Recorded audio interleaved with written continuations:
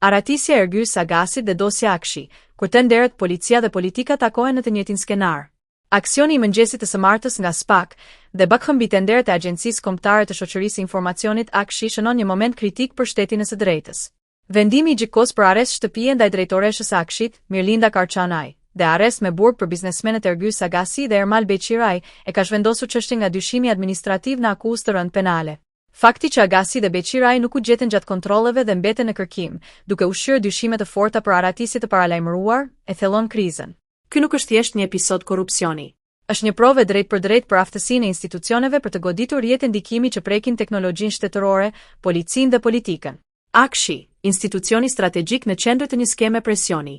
Akshi administron sisteme, të dhëna dhe kontrata që prekin një pjesë të madhe të administratës publike.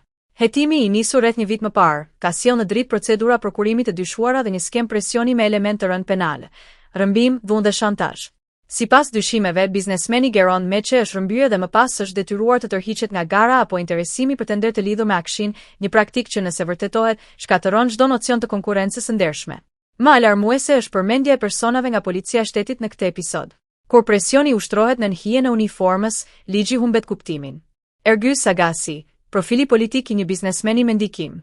Ergyes Sagasi, i njohur si djali i ish-deputetit socialist Barvyl Agasi, u ngjit politikisht përmes lisisë dhe më pas u afrua me Partinë Socialiste, duke mbajtur postën administrat, përfshirë drejtimin e inspektoratit të mjedisit. Ndërsa profili publik mbetej i ulët, rrjeti i kontakteve dhe ndikimi i tij rriteshin, sidomos në Durrës, ku ai është përshkruar shpesh si figurë me peshë. Emri i Agasit doli fuqishëm në skend pas akuzave publike të Arben Ahmetajt, i cili e cilsoi si ndërmjetës mes kryeministrit Edi Rama dhe grupeve kriminale, duke vendosur Akshin në qendër të një skeme kapjeje të shtetit. Akuzat u shoqëruan me thirrjen klasike investigative, follow the money, paratë, familja dhe dyshimet financiare. Një element që rëndon dosjen është Solutions, kompani e themeluar në mars 2023 e lidhur me Ergyes Sagasin, e cila brenda një viti raportohet të ketë fitime rreth 2 milionë euro me shpenzime vjetore rreth 100.000 euro. Raporti fitime shpenzime në çdo treg normal do të ishte alarm fiskal për evazion apo pastrim parash. Shtohen edhe lidhjet familjare. Sipas denoncimeve, motra e Agasit mban pozicion drejtues në Akshi, një konflikt interesi që kërkon verifikim të menjëhershëm. Soft Solutions dhe përqendrimi i tenderëve. Në qendër të debatit është edhe Soft Solutions, kompani e Ermal Beqirajt, e cila, sipas denoncimeve, faturon pjesën dërmuese të tenderëve të Akshit ndër vite. Nëse rrjedha e parave konfirmon përqendrimin sistematik të pak subjekte, kemi të bëjmë me përjashtim të konkurrencës dhe favorizim të qëndrueshëm, një shkelje strukturore, jo rastësi. Policia në hije, çfarë do të thotë pezullimi një AV drejtori? Vendimi për pezullimin nga detyrat e Erion Ismailit, AV drejtori Policisë së Tiranës, dhe marrja në pyetje e 10 punonjësve të Akshit, përfshirë komisionet e vlerësimit dhe ankesave, e zgjeron hetimin përtej një institucioni. Pyetja që shtrohet është e drejtë për drejtë. A kemi të bëjmë me veprime individuale apo me një mekanizëm që ka funksionuar i mbrojtur ndër vite?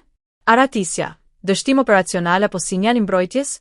Dyshimi se Ergyes Sagasi është njoftuar paraprakisht për operacionin dhe është aratisur jashtë vendit është goditja më e rëndë për besimin publik. Nëse kjo vërtetohet, atëherë problemi nuk është vetëm penal, por institucional. Kush rrjedh informacionin? Kush garanton paprekshmërinë? Pse disa emra largohen para se të trokas drejtësia? Pikpyetjet që kërkojnë përgjigje.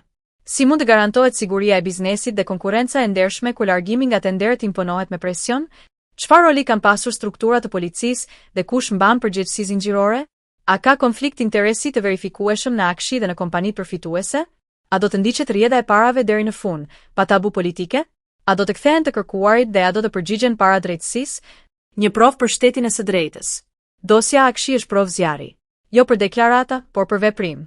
Nëse hetimi ndalet te zyrtar teknik dhe nuk prek rrjetin e ndikimit, mesazhi do të jetë i qartë. Pushteti mbrohet. Nëse shkon deri në fund, pavarësisht emrave, atëherë drejtësia fiton terren. Publiku nuk ka nevojë për retorik. Ka nevojë për fakte, përgjegjësi dhe dënime.